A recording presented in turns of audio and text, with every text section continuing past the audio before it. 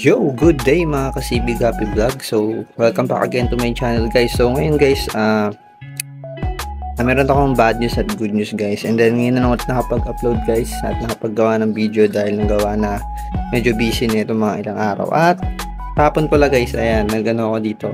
100% water change na ako dito. Nireset ko na yan, nag-reset ako ng tank na to. So, yung mga full gold na nandito, ilan na lang sila at nandun sa may tab guys. Tapos, ito guys, ito yung mga mail.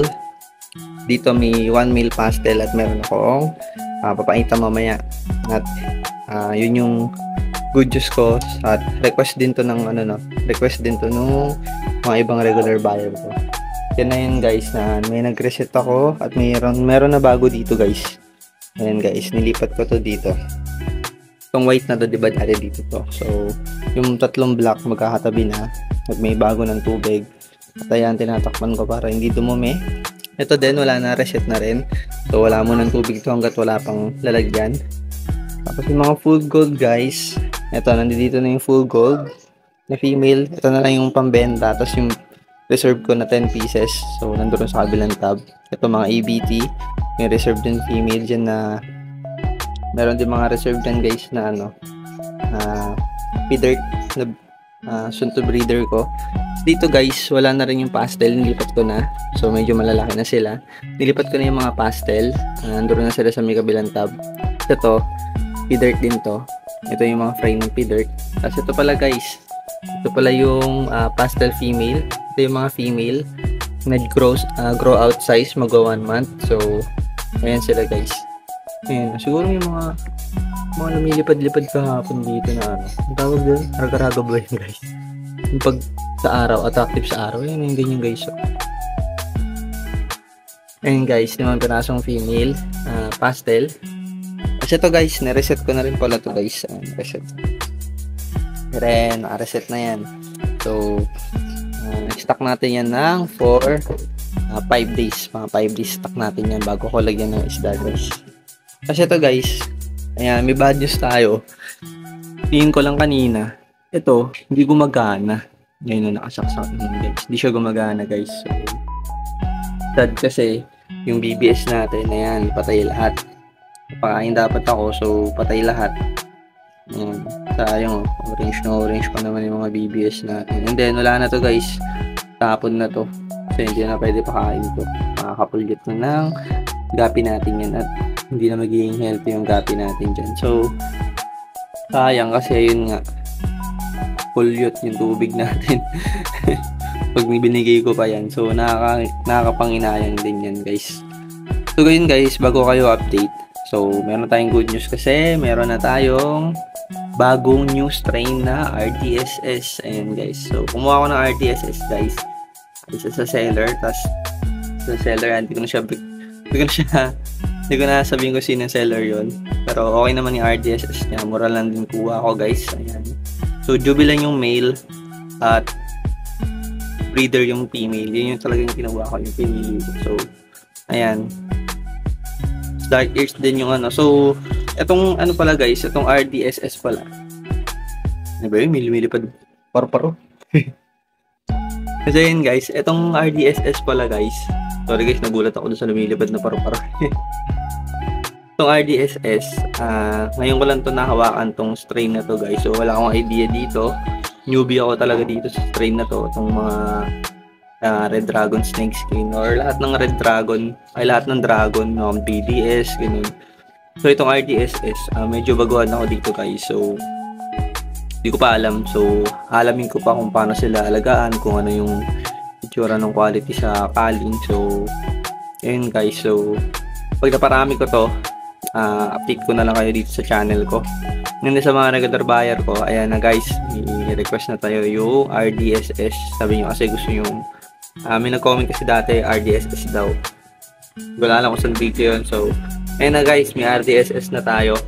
And then hindi lang to, ilang pair itong kinuha ko guys. Andi dito lang yung may tatlo pang female dito. Kasi ito yung guys, yung tatlong female pala na yan na feeder. Ayan, ibang line na yan, ibang line na. Kumuha na ako ng pang outcrossing natin. And sobrang ganda rin yung napili ko na yan guys. Ayan. Mga breeder din yan. Sobrang ganda niyan yung P-Dirt na yan. Red tail, tas ano talaga siya, yung bilog. And guys, yung mga RDSS na yan, mga gagawin, hindi ko muna sinasalang, so i-reserve natin. Isa lang muna yung i-group natin. Ito ay yung i-breed natin. Ito lang muna guys. Ito lang muna yung i-breed ko pag nanganak to. So dito ko na babangga sa mga tita. Ayan guys. Tapos dito guys, nga pala, sa pinakadulong slot, na-reset ko na din. So ang meron na lang for grooming na P-Dirt, ito. Saka ito. Ayan, magkapatid yan. Ayan, kapatid ng mga nandito dati. Pero na-out na kasi yung iba.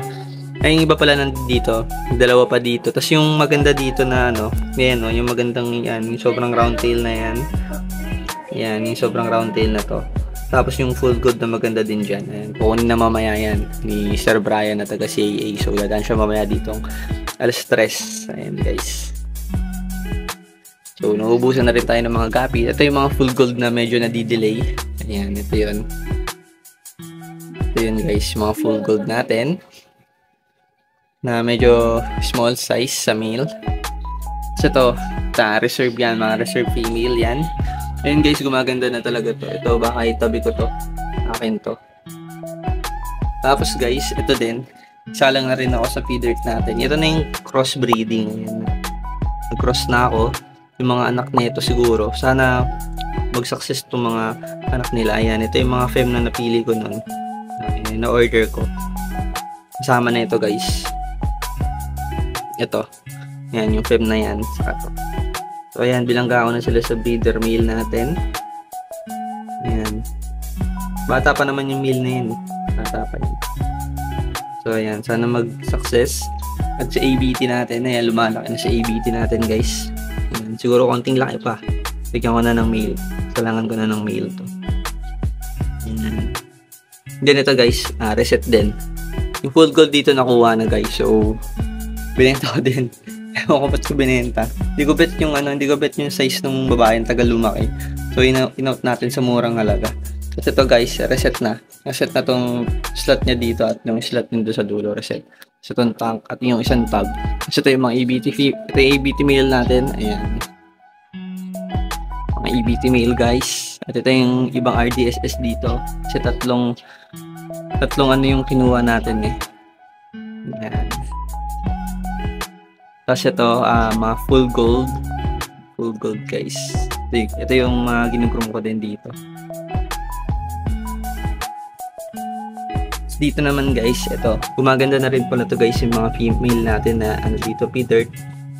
So yung mas matatandang P-Dirt female natin guys, nabenta na yun guys, na-out na rin. So wala na rin, ubus na rin talaga.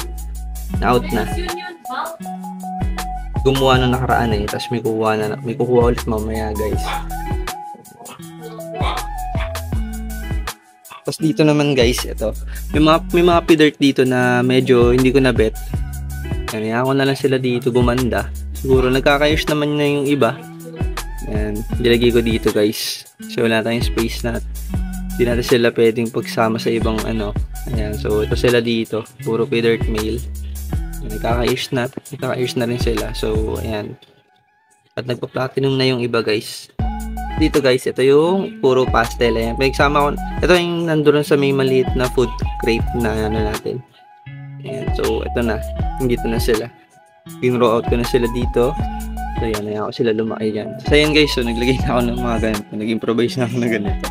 Para hindi madumihan yung tubig natin at pag-uulan. Kasi ngayon, tag-ulan na. So, ayan. So, naglagay na rin ako ng plastic dito. Ayan. Plastic cover na makapal. So, yan.